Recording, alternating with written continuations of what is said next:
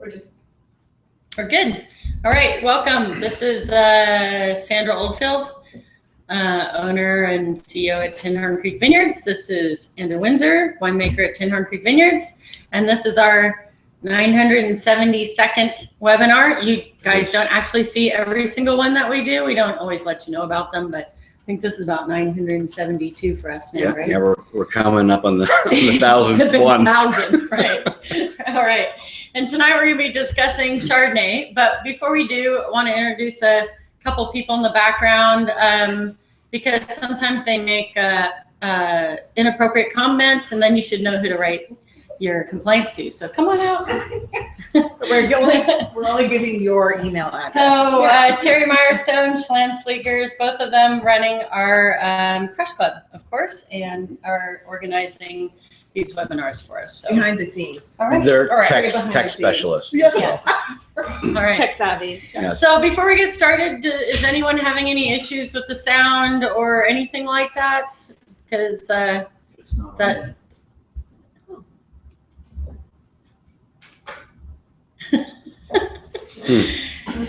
Could be the Anyway. delay. So We'll keep if you rolling. can type in and tell us if you're seeing anything. No, maybe somebody out there in internet land can type in and tell us if they're seeing me right now, just to make sure. So We do have a new format here, so there's a little bit of we hate being technically challenged. little bit of We're learning hoping you here. can hear us. We're hoping you can hear us. So what do you think, Shalana? Has anyone written in yet? No, they haven't. So, but they say that I've got attendees. Interesting. Maybe send a note to your attendees. All Well, right. So while we're it's a talking, beautiful night here in you kind South of assume Okanagan. that there's people on, but I guess you're right. We don't want to get too far into this program until we've got everybody on board. So bear Right. with us, please. So while if we you sort- guys can't log in, sort then some you things out. can't tell us. Fair enough. Mm. But if you can log in and you can see and hear us, if you could type in and let us know if you can see and hear us. Off topic, it has been a very beautiful warm spring down No here kidding. in the South Okanagan. So we Mhm. are, It's crazy. again, very, very far ahead in terms of bud burst and vineyard growth and I those know. kinds of things. So And lots of tourists Shaping up. coming out already. absolutely. It's been a great start. So where are we at, Shalyn? You good? Saw our first bear today on the property. little cup. Didn't attack anybody, so we're off to a good start. You know, we're recording, so just keep going. Okay. And Sure. we'll rebroadcast if we have to. They Okay. can see you. Okay. So Good. did somebody send that? They can see us and hear us? Yeah. Oh, So awesome. Brett Okay. can see you and Steve. Okay, we're good. Hey, Steve. Hey, Steve. Hey, Rick. Awesome. You know, it's like, it's hard because we're kind of just talking into a cave here in my house, and we don't actually have an audience, so it's good to know that you're out there. All right. So we're here today to talk about Chardonnay, which I would have to say 2-3 years ago, I don't think we'd ever have done a webinar on Chardonnay. But when Andrew Windsor joined us a couple years ago, and you're coming up on your second anniversary Yes, I pretty soon. May. Yep. Yep. You know, he had a real passion for Chardonnay, and I've talked about a little bit before at some other places, but a vision, which I think was probably lacking in the Chardonnay when I was making it. There were, you know, it was a varietal we did. I thought we had great fruit, but there wasn't a cohesive vision with this wine. And, you know, it was one of the wines when we were interviewing Andrew that he really, really wanted to make his mark with, and he absolutely has. So cut to the chase, a couple years later, we've got a couple wines that we're going to taste today, new release and one that has been in the market already. And we're going to talk about what he's doing differently with the Chardonnay. So, yeah. And Chardonnay as a variety in general is made all over the world. It's the most widely planted white grape variety. It has a huge array of styles, and so it's one of the challenges is to make a Chardonnay that everyone can like. Is near impossible. So there's people that don't like oak Chardonnays. There's people that like really oak Chardonnays. I think for us here at Tinhorn, the goal has just been to make the best Chardonnay that we can from our two fabulous vineyards, and I hope that these wines sort of express that. Do you feel it's still though ultimately a grape that the winemaker can put his or her mark on more than other grapes, or is that just a fallacy, do you think? I think the more a winemaker tries to do that, the poorer the wine will end up becoming in the end. The site always dictates what the wine will ultimately be. You can manipulate it as much as you want to try and drive a certain style. Yeah. And this is something, you know, with the Chardonnays that we've got here in front of us that are both 2014s. And I've only been around for a little while, but I've noticed, you know, there's a very, in Canada, in Canadian Chardonnay in particular, there's a trend to try and make very acidic, austere styles of Chardonnay. Yeah. But to me, if you're going to make a sort of Chablis-esque style of Chardonnay, you need to have Chablis-like terroir, which is limestone, or chalk, which is lots of calcium within limestone. So we don't have that terroir here. So if I tried to make a wine in that sort of style, I would fail every time. I could make a wine that'd be fresh for about 3 months. And then it would fall apart because it's not meant to be that way. So with our more granite-based terroirs, our soil types that are more sandy, more loamy, and climate's a little bit warmer, I think it just leads itself to Chardonnays that are going to be more rich in general, which you know, and these wines are more akin to that. Yeah. That's how I feel about it. Yeah. So, I mean, the first one we're going to try today is 2014 Chardonnay. I'm not sure. Can you get a shot of that? Is that in there kind of, or? Just, I would put it a little bit closer. Thank you, Sharon. How's that? That's good there. Yeah. 2014 varietal Chardonnay, which last July, I think. Yeah, it came out last summer, and let me just get a little bit more in our glasses. All right, so this Chardonnay, unlike the next one we'll talk about, would be coming from Black South sage. Okanagan fruit and black sage fruit, right? Yeah. It'd be predominantly black sage bench fruit, warm site, sandy site. So again, lends itself to a more rich style. Yeah. And so. Okay, so what did you do with this wine? Let's just start nuts and bolts. Yep. I'm trying to think. 14 was a warm year in general, but the Chardonnay did come off quite early, so it would have been picked mostly by the end of September.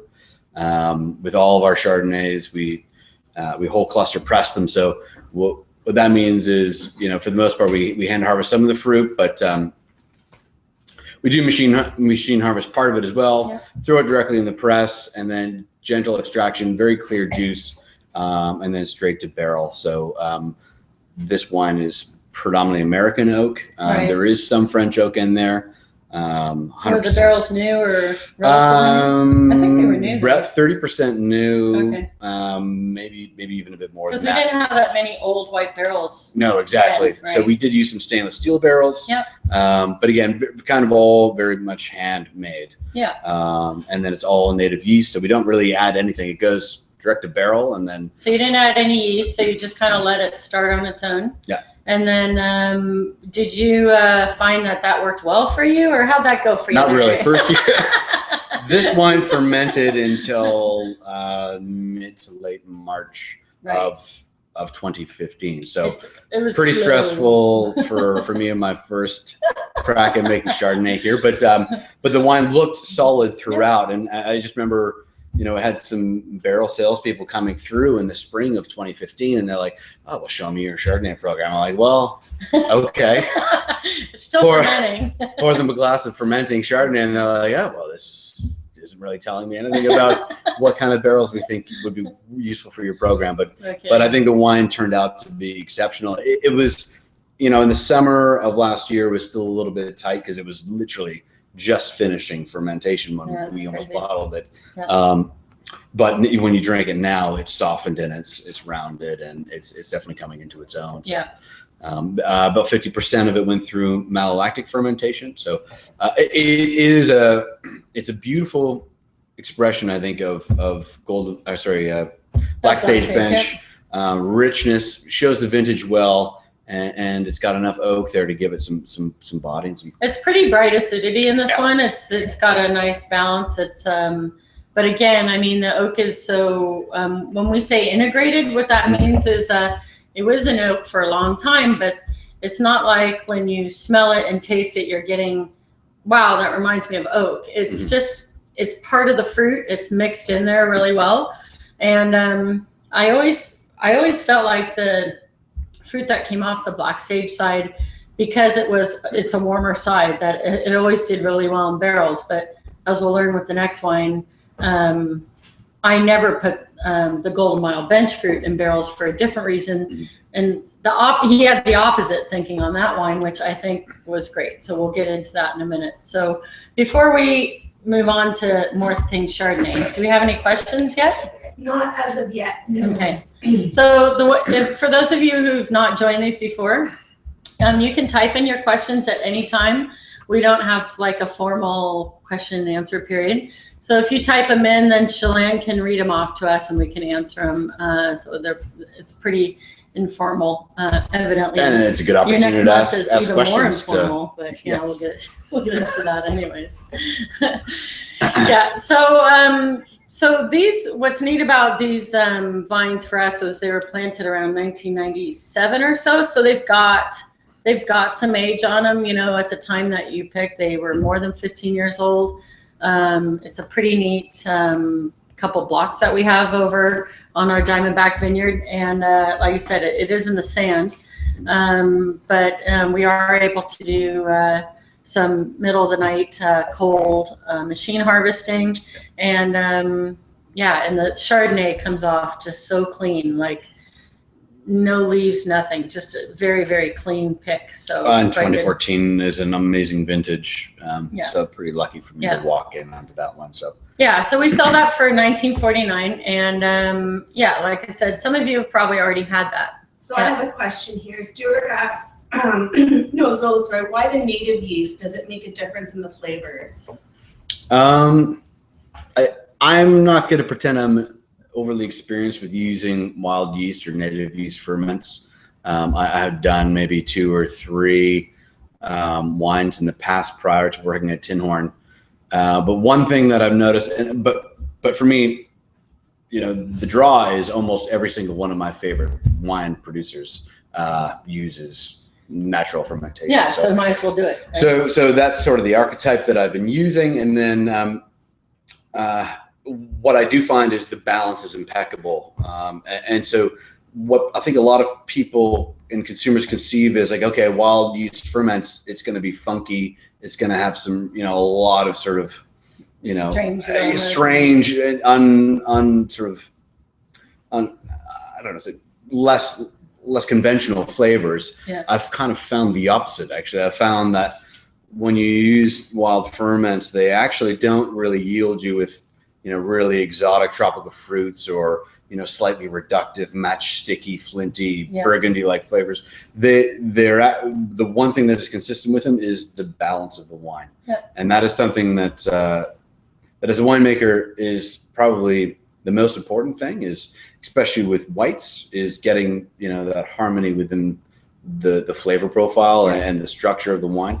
But I mean, now that I've done 2 vintages of essentially 100% wild ferments with our Chardonnays, I've noticed that I can't really get some of the, I don't want to call it stink, but like funkiness that I know that I can get with some yeast that I can purchase. So in other words, you feel it's can actually be a cleaner ferment. Essentially they do become cleaner despite the fact they take 4 months to ferment. So. Yeah. So the 4 month thing, we didn't like that part because we were trying to eventually. Well, I think the original bottling schedule was March, and then around March it became April, and then it was May, and then it was June. And then I had to remind Andrew that we were a winery, not a juicery here. So it was like at some point get that thing going. Yeah. Right? So, Can't fight nature, Sandra. Fred's wondering, is Chardonnay a grape that you like to work with? Is there challenges? There's in the field there's definitely challenges for sure, because it's a very tight cluster grape that doesn't have a lot of airspace between the berries. So again, like Pinot Noir, if you start getting high humidity days and mold can set in, that the wind doesn't just blow it out, it basically settles in there. And so it's a risky grape, just like Noir in one sense. But and it doesn't have any of the eccentricities that Noir has. It's a fairly straightforward. It's probably not as challenging as Pinot Noir, but while we're in the South Okanagan and we're pretty blessed, there's not much disease pressure. Yeah. So I mean, yes, there's certainly challenges to making every wine. Does Chardonnay sort of sit at the top? I would say no. It's a pretty safe wine to grow and to make. But to make exceptional Chardonnay is not easy, and that's not when I say make, it's not necessarily making it. It's growing it. It's the whole process, having the right sites and going through the entire. What's kind of neat about this vineyard block was we when we purchased this land back in 1993, Chardonnay was already in front of our house. It's CH1. It was a good block then, and we'll get into that a little bit more. But I mean, it was a good site, and we've kept it Chardonnay all along because it's just a good site for it. So, on Black Sage, where this one comes from, it was just unclear. Were we growing the right thing in the right block? No idea. Mm-hmm. And I think those blocks have turned out well. So we lucked out with where we chose over on Black Sage. And did we plant all the Chardonnay blocks that were over there? Yeah, but the bulk of it, the larger block, the 6-acre block that we have was planted around 97, and then the 2-acre block didn't come till the early 2000s. Okay. Yeah. So, all right. So we're gonna have a poll first because that gets you guys thinking a little bit. So, what is our poll today, Joanne? So our first poll question is, what is the origin of the Chardonnay grape? So we have 5 different answers that they can choose from. Napa, the Rhone Valley, Bordeaux, New Zealand, or Burgundy. We need some Jeopardy music here, don't we? We're gonna have to pay royalties on that. Oh yeah, right. I know. Damn it. That's all you can sing it to. I knew she couldn't do it. Thank you. Yeah. So we had a bet that Terry couldn't keep her mouth shut for the whole hour. She lasted 10 minutes, 15 minutes. A whole 10 minutes. That's pretty good. All right, Terry, you owe us some money. So. Okay, where are we at? So far right now, we're pulling at about 9% Napa, 18% Rhone, 36% Bordeaux, 0% New Zealand, and 36% Burgundy. It's a tight race. 36 for Rhone and 36 for Burgundy? No, 18 for Rhone, 36 for Bordeaux, and now 33 and 33 for Bordeaux now. Should we talk about maybe the flavor profile on the Chardonnay a little bit? Yeah, well, we have to give them the answer because all right, so we'll go ahead and we'll end the poll right now, but Bordeaux and Burgundy are tied with Rhone coming in a close third. Okay. So drum roll, please. What's the answer? I have no idea. I'm guessing Burgundy. I'm guessing Burgundy. It is Burgundy. That's good. I didn't know that. Where'd you Google that from? Well, we asked we didn't. We didn't Google it. We just guessed ourselves. Yeah. Okay, fair enough. Our next poll is going to be way more scientific than that one. So there will be references for the next poll. Don't worry. Michelle was asking. We have a 2014 Chardonnay cellared, and we're waiting until fall of 2017 to open. Is that too long? No.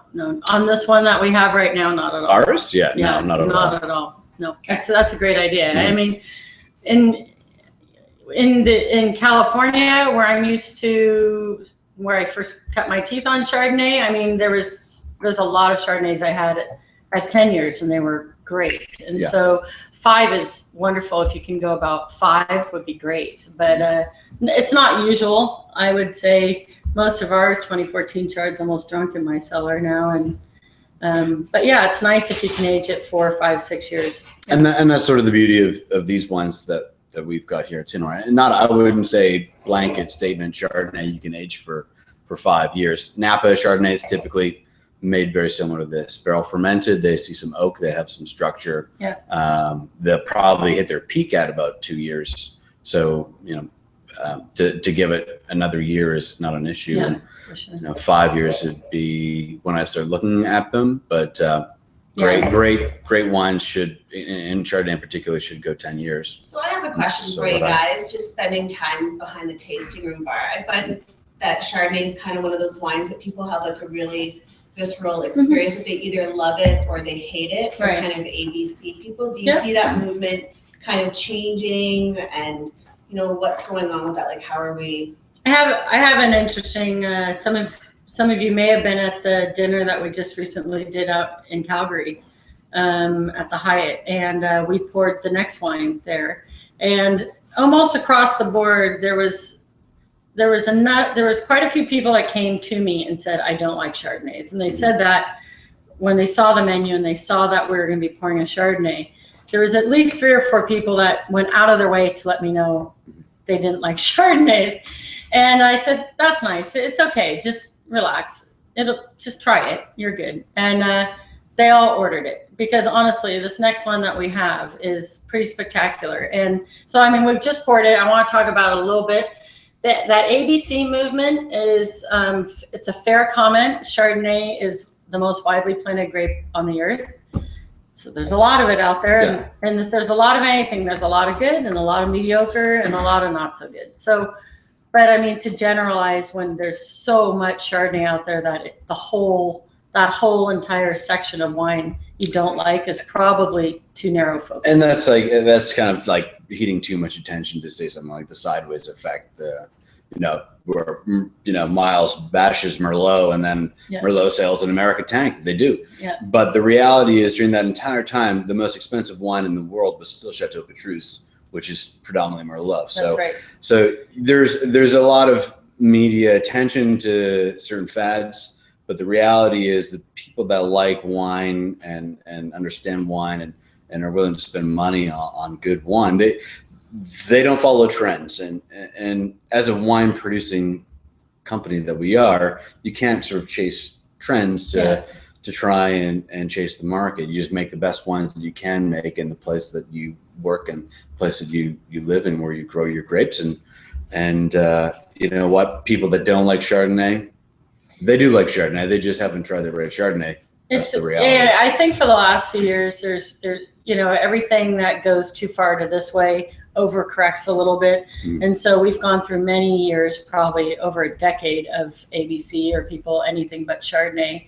And now it's almost overcorrecting a little bit. I mean, Chardonnay is quite sexy right now. And it's, and especially in BC, if you guys are out there drinking really good Chardonnays from BC, I mean, BC is making some pretty world-class Chardonnays right now because the balance, like you say, the balance is here, and you can get good terroir. Like you can actually get a Chardonnay with character. It doesn't absorb the oak right away. It's I think it's if you've not had it in the past, you might want to at least try it. And, don't ever turn down a glass of wine. That's fair enough. Advice. Yeah. It's always good. It's always good. Oh, Chardonnay? No, not my thing. No we have glass another wine. question from Elizabeth saying, barrel fermented versus barrel aged. What grape qualities lead you to this? I think anytime that you're going to be using any components of new oak, new French oak or American oak, regardless, if you ferment in barrel, the integration of the oak flavors is much more nuanced and much more subtle. Yeah, it's a subtle oak flavor. Yeah, versus fermenting in tank and then racking to barrel for aging. Those wines, if you age them for a long time, are okay. But if you're gonna ferment in tank and then go to barrel for only 6 months or something, the oak actually tastes like oak. Very oaky. Which is not the. It's kind of like you got the wine sitting there, and then you got like this 2x4 sitting on. Yeah, they're not doing this. They're kind of more stratified, and that's why I think most people that make Chardonnay and oak Chardonnays, most of them would be barrel fermenting. There wouldn't be too many these days unless they're at a big winery and don't have the ability to manage a large barrel fermentation program. There's a lot of things that can go wrong with barrel ferment, so it is more risky. But the rewards are worth the risk every I think every we time. stopped doing barrel aging on the Chard, I want to say at least 10 years ago. So although we weren't doing as much barrel fermentation as you've done with these wines, Yeah. any wine that was Chardonnay that went in barrel went in as a barrel ferment, Yeah. not as an age. When your barrel ferments last 4 months, they get more time. Okay, so somewhere around like that. How's that? Back a little further because the light gets on it. That's the second one.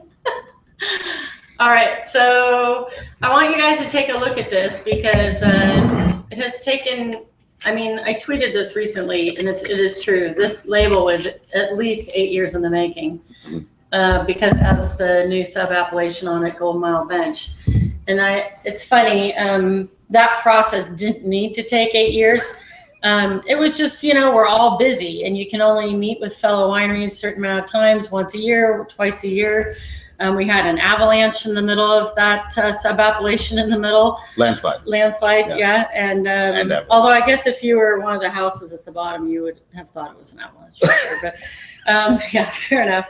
But I've had other wineries say to me, even very recently, wow, it's a horror story that it took 8 years for that. And it really didn't have to take 8 years. It could have taken less, but let's just put it this way. It's the first sub-appellation in British Columbia. And what that means is the Okanagan Valley is a big valley. And as you guys know, it's very different from the top to the bottom.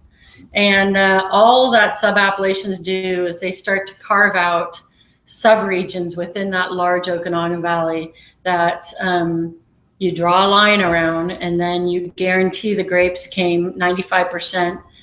Typically it's 100% from that subregion.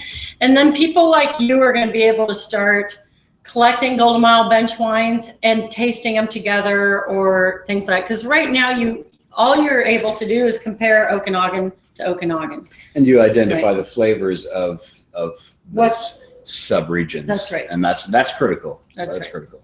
Not only for the consumer, but for us as producers to try and understand which wines work best in which pockets of the valley. And and right now you can grow Merlot all the way from Lake County all the way to Soyuz, and they're all different. And they're all completely different. Yeah. But you guys won't get a chance to know that until we put more information on the bottle, which is and you have to be able to guarantee that the grapes came from there. You have to audit it, and you can't just say they do. I mean, you have to prove it, right? So the Golden Mile Bench, we knew it was coming. It was in the works when Andrew joined us. So when we had it's the same vintage, 2014, same one as the first one we tasted, but we thought we were going to be getting pretty quickly after he joined us. We thought we were going to be getting sub-appellation status on that back in the 2014 harvest, and it actually took until April of 2015, and yet we had held aside the block right in front of where we're filming right now. I mean, literally, if I had a stone, it would hit it. It's that close to us from this camera, and it's a relatively new replant. Had been Chard before. Andrew Moon, our viticulturist, came in and we replanted it to Chardonnay. And you held it all aside, did some similar things with it, right? Like you did the natural ferment as well, but where's the departure with this wine? So whereas the previous wine of Rattle series tier was fermented in American and French barrels, the Oldfield series Golden Mile Bench was strictly French oak and 100% to during fermentation. So and fermentation for this wasn't 4 months, thankfully. It was about 8 weeks or so. And then it's also 100% full malolactic fermentation. So, so we kept it in the new French oak barrels until it was done malolactic fermentation in the spring, which was probably March of last year. And then you took some and then we split it 50-50, put half in stainless and then capped half in oak. And until about 3 weeks ago when we bottled it. Right, which means that it was an oak for a total of 16 months. So again, this is 2014, but we're just releasing it on May 1st. And again, mostly just only to Crush Club members. So you know, we've we've been drinking this wine for quite a while. For a year. And so I'm pretty sure that there's at least maybe 6 or 7 cases less of this just because we kept sampling from the barrel. So sorry, because we only made about 370. Yeah, 370 cases. And that vineyard block's only ever going to make for us between 200 and 400 cases of wine a year. That's how big it is. So, but what was so neat about pouring this, and I think what you guys will find if you are able to get it, is that especially people who don't like Chardonnay, and especially people who don't like oaky Chardonnay, need to purchase this wine, because it will absolutely cure you of that fallacy that you don't like oaky Chardonnays. And you can't get a wine that's been in oak longer at our winery right now than this one. It's been in oak 16 months, even longer than a lot of our reds. Yeah, some of the old Flitzers reds are back in the barrel now too, but I mean, it's for a white wine. And that's the defining difference, right? Like these wines are essentially, until the varietal series became a bottled wine, the only difference between the production was essentially this wine stayed in oak for another 8 to 10 months after that. Yeah. And so it's not about how much oak there is, or it's French or it's American. For me, it's about the time in barrel that is important, and that gives it that richness. And if you are fortunate to try these wines side by side, I would suggest you do. That is the defining characteristic of that wine, is its intensity is due to maturation, essentially. It's definitely got a softer mouthfeel. It's creamier, it's rounder, it's got an oilier mouthfeel, and it's not quite as the acidity is a little bit lower tasting to me than the they're about the same, but the perception is different. But it still has that beautiful freshness. Like, it's a lot of like lemon meringue pie. Like there's a lot of citrus flavor in there still that gives it lovely, lovely freshness. So we had a question come through: is Viognier related to Chardonnay? It's been an alternate for them for a while. No, only that they both end in A. So they must both be Canadian, right? Because they both end in A. That's for sure. Well, I love wine. No, they're actually not related. They're not related. I mean, there might be some genetics in there somewhere that I'm unfamiliar with, but no, they're as different as a Granny Smith apple would be to a Macintosh apple. When I used to work in the more retail side of the business, though, I would always use Viognier as a backup to the ABC people, because it has the same. It can have the same weight and texture, but a completely different flavor profile. Yeah. And so it's a good alternate, which sounds like exactly what your questionnaires were doing. But one, Viognier comes from the Rhone Valley, which is not that far from Burgundy. It's an hour drive, but they're completely different grape varieties and very different growing conditions and very different characteristics. Viognier in general takes about a month longer to ripen than Chardonnay. So they're different. And it tends to have higher aromatics and that. But I'm just so impressed with this wine. I think what for me is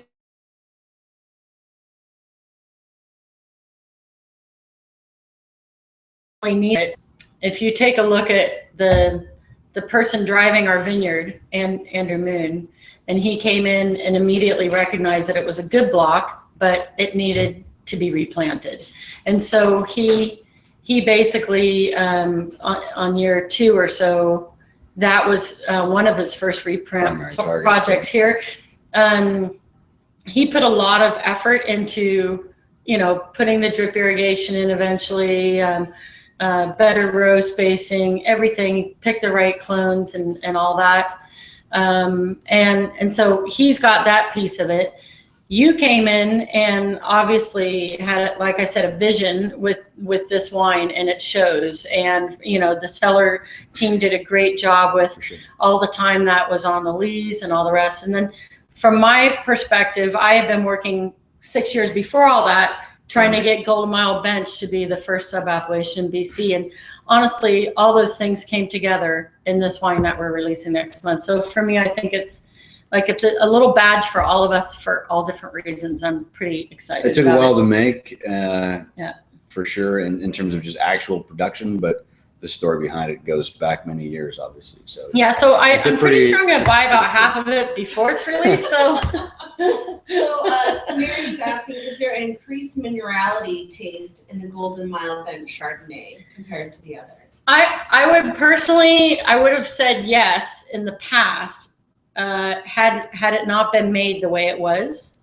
So again, if you were to take a look at those grapes as kind of like raw grapes when they first come in, I really feel that they have more minerality. But I don't get that from this wine. I just personally don't use minerality as a descriptor in any of the wines that I ever drink. So for me, I understand the term, and I know it's used a lot. And Andrew Moon, our viticulturist, speaks, very, very highly about the minerality of the Golden Mile Bench terroir, and he sees it as minerality. But I think I see it as something different. Maybe I perceive it as a freshness, as a lightness, but I don't describe it as minerality. I mean, to me, I don't see more minerals in one or the other. But it doesn't mean that they're not there and they're not something that everybody else is perceiving. So it's all subjective, I guess. Stuart thinks that for your next career, you should be a stand-up comedian. Why? Why did I say that? Next career.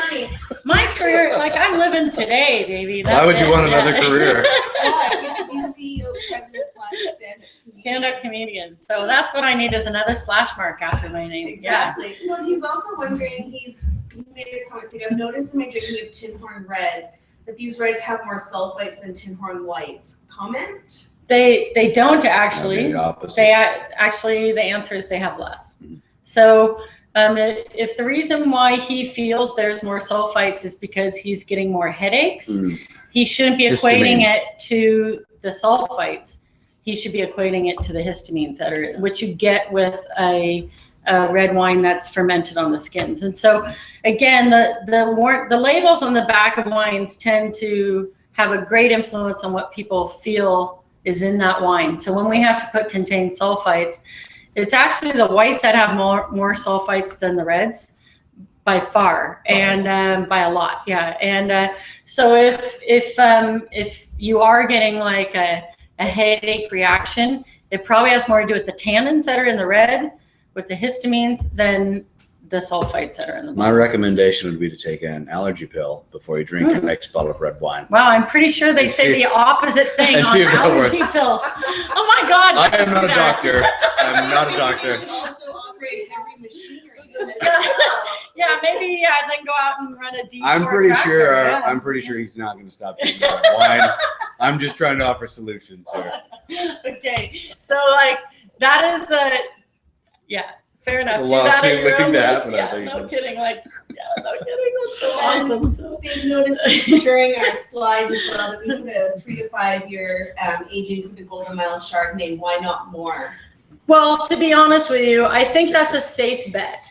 And again, I think you guys have heard me say this many years. These are two different style wines now. And for us to come out and tell you how long they're going to age in year one is foolish. I would challenge you to have that wine in your cellar for 5 years. It's just guarantee you'll drink it before that. Oh yeah, fair enough. But that's actually what that guy does. Yeah, we haven't had this wine in our cellar for 5 years to tell you how it is going to be in 5 years.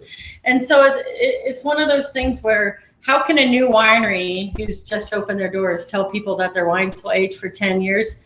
It's not possible because they haven't made wines for 10 years. And I consider this wine kind of like that. It's a rebirth of this vineyard. It's a different style. And so we're only guessing that 3 to 5 years is fine. It's probably more of a conservative bet. For sure. But, to be honest with you, if any of you guys are able to hold it longer than 5 years, I will absolutely come to your house and we can taste it together. So we'll do the webinar from your place. That's right. 5 year anniversary. There was one thing I wanted to mention real quick about the Golden Mile Bench from the standpoint of the fruitiness of we get some pretty neat bright fruit, neat tropical fruit flavors from the side. Again, Andrew and I approached that different, which I wanted to discuss a little bit.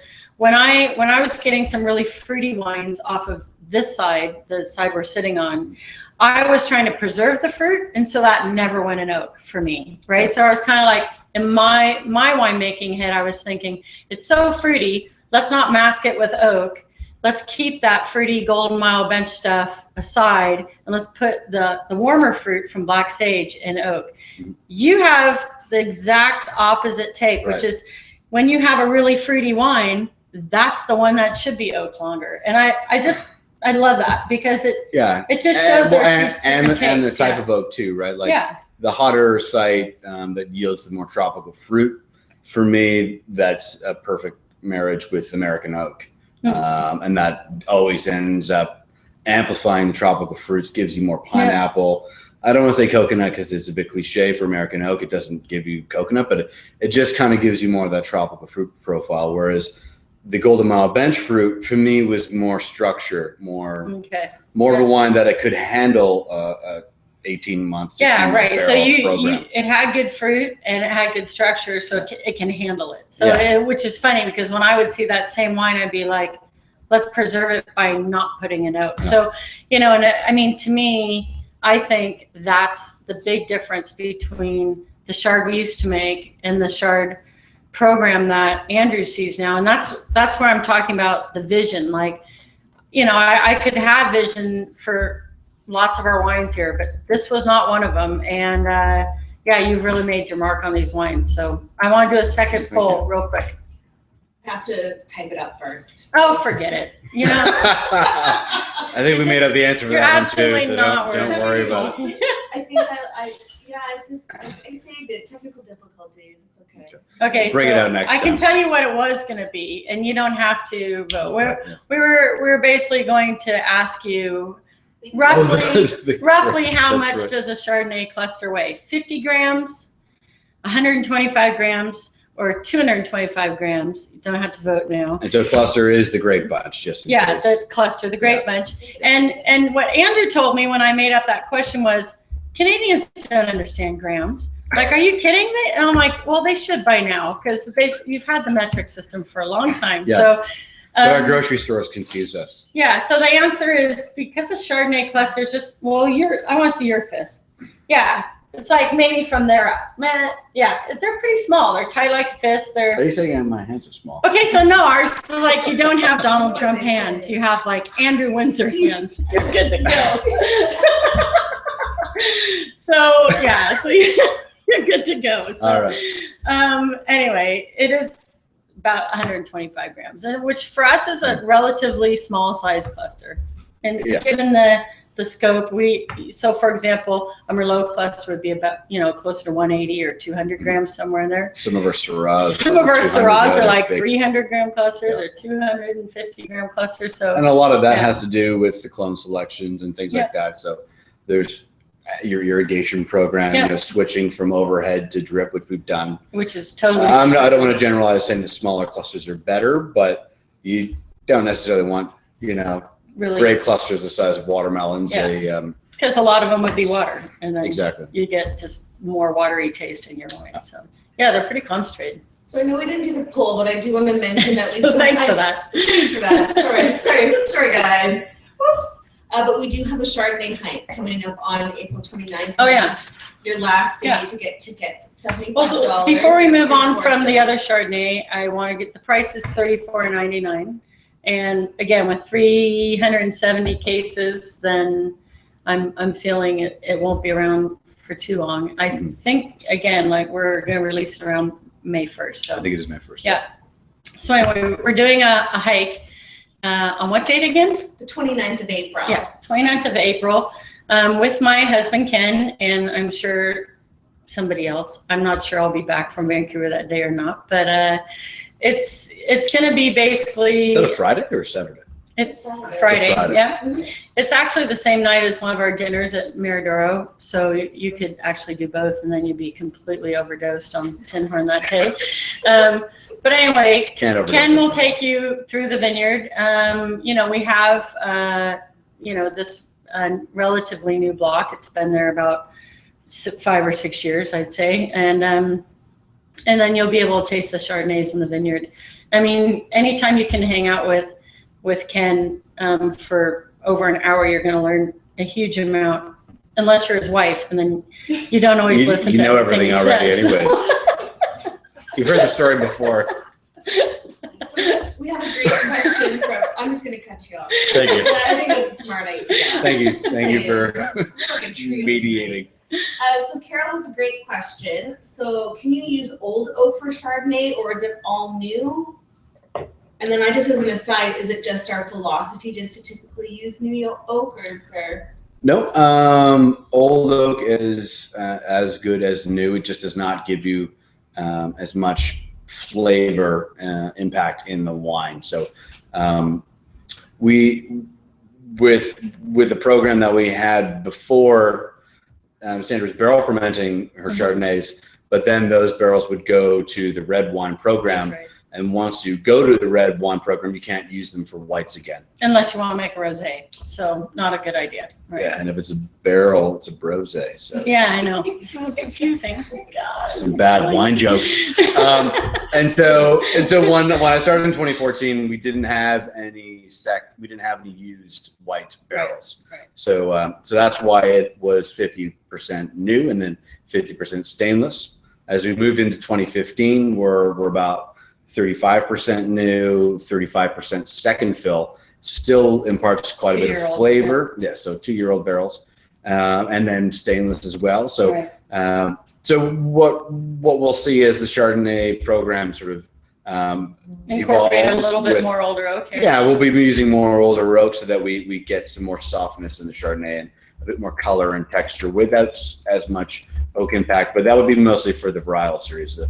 The reserve wine, the Oldfield series wine will stay the same. So did you use barriques for this? Yes. Okay, so we haven't discussed that a little bit, but Andrew started buying some, Puncheons, yeah. puncheons, which are basically 400-liter barrels. So they're, as opposed to 225-liter barrels. So they're not quite double the size of a barrel, but almost. They obviously take up a little bit bigger of a footprint. But I mean, the reason why you would do that is because if you imagine a container, a certain amount of your liquid inside is going to be touching the actual oak edges, right? And when it's a smaller container, a greater percentage of the liquid inside is touching the edges, so it's oakier. And as you move to a much bigger size tank, you can actually give your Chardonnay like a lighter touch oak. So again, interestingly enough with this, that was another thing that was changed, which was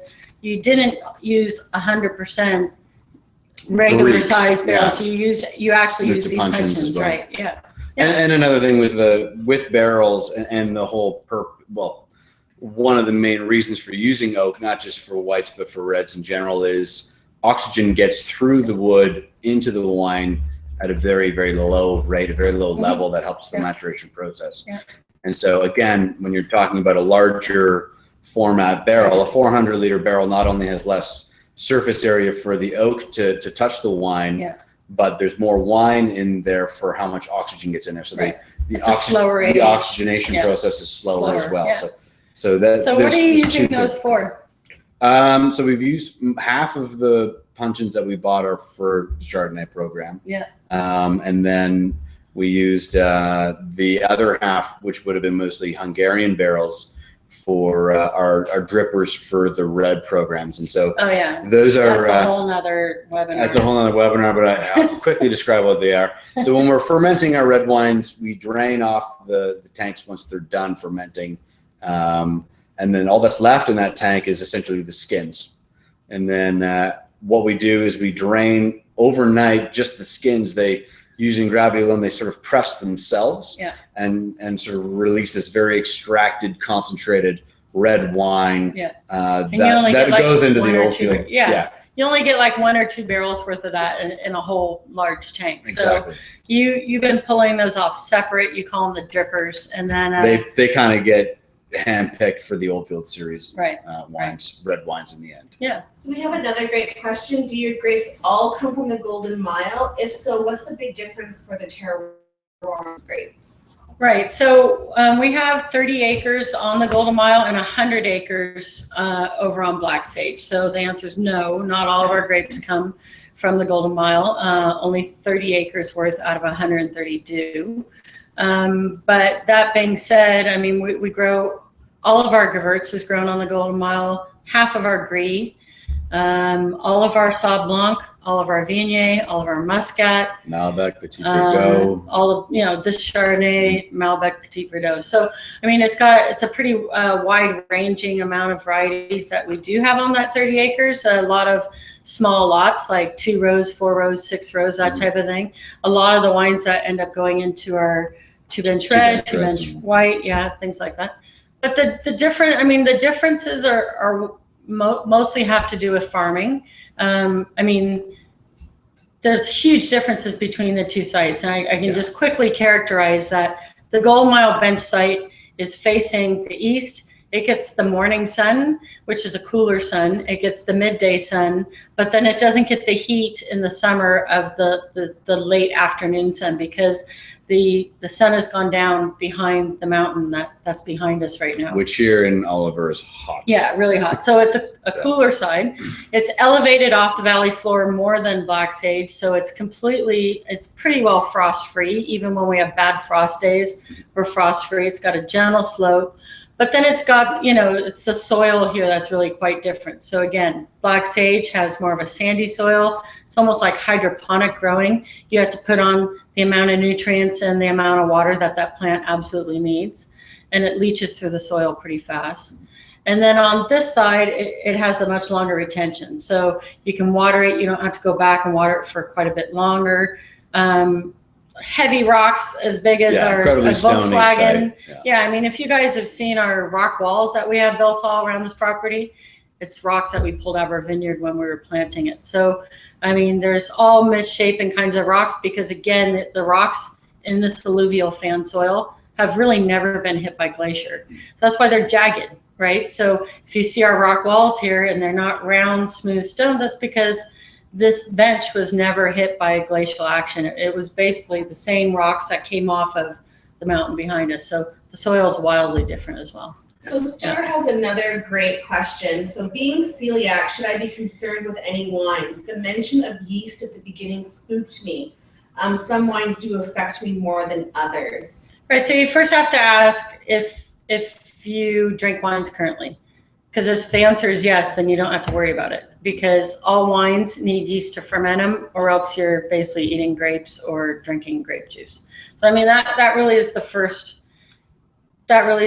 question, because if you're celiac and you've always been drinking wine, then the answer is the yeast in wine is not there by the time we bottle it, or else it's re-fermenting. So for our wines, I would say that's true, but there is, we do have the skin fermented Kerner that's not a fined or filtered wine, that is slightly hazy. It's very well settled, but again, I would look for the clarity in your wines to ensure that they are filtered. If they're clear to your eye, there will be no yeast in them, and they should not be concerned. My interpretation of celiac was wheat or gluten tolerance, not yeast. So if it is yeast, then if you drink beer or any fermented drinks or any fermented foods, then they're going to use yeast. That's part of the process, but again, the easiest thing to look at would be clarity of the product, and that would be an almost certain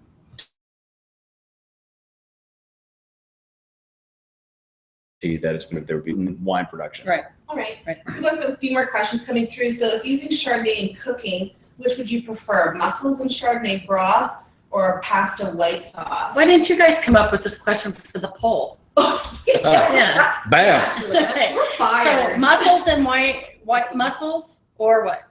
Or a pasta white cream sauce. Now I'm hungry. I would probably not use Chardonnay for either. Really? I would use it for both. Really? I would go for something more lighter and acidic and aromatic. I'd go for like Riesling or Sauvignon Blanc and a mussel.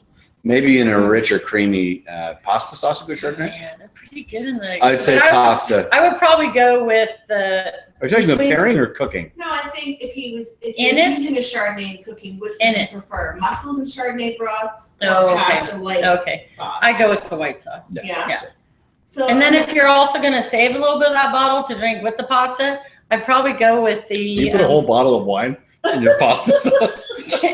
Well, it depends how big your pasta sauce is. Like, how many people do you have coming over? Okay, yeah, fair Okay, enough. so if you're usually cooking for one two. or two, maybe bottle. not a whole bottle, but you're cooking for like half a winery, that might be good. Anyway, I would go with Good our call. varietal, by the way, because it's got that bright acidity to it, and a little bit more than the Golden Mile Bench one. So, I mean, personally, I would. And if you poured a whole bottle of Golden Mile Bench Chardonnay, in You'd be your pasta really sad. sauce, You'd be so sad. That is you'd sad. regret it. So then we have You only another- saved a glass. You'd regret it. We have another question that came through that is, what is your maximum angle that the hill slope can be at for growing grapes, i.e. hill slope steepness? Well, we have Side Hill Syrah here, which is as you exit our driveway on your left, we have vines that are, I don't want to say they're at 40. I have to ask the engineer in the room. My husband is in the room.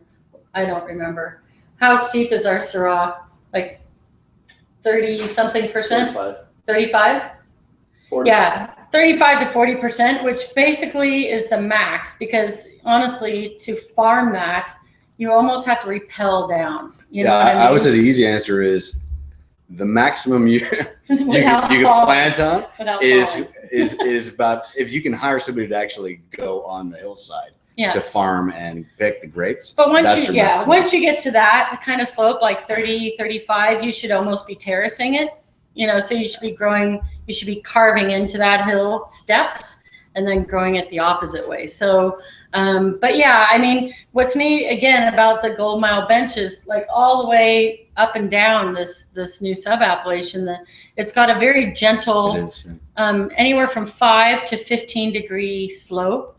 And again, that's super important for the cold air, because what happens is the cold air just doesn't settle here. It just is a gentle enough slope that it runs off our bench, if we get any, and onto the valley floor. So we're able to extend the days that we can grow here because they're more frost-free days. Yeah.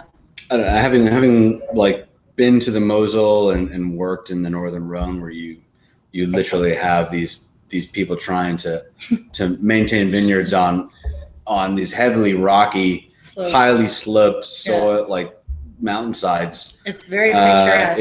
It's picturesque, but it's incredibly backbreaking It's very work. lousy for your employees.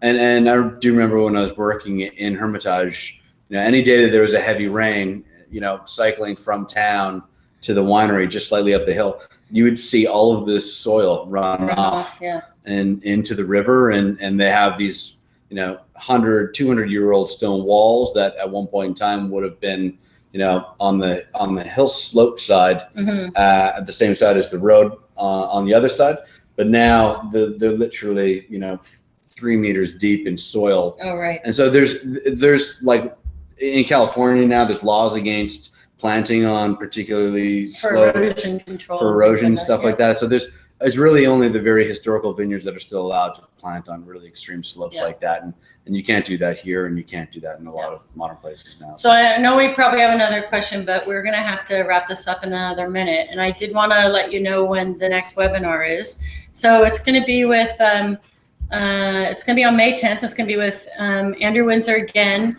and the lady who can't keep quiet and owes us money, Terry Meyerstone. One comment tonight. And- That's pretty good. Too.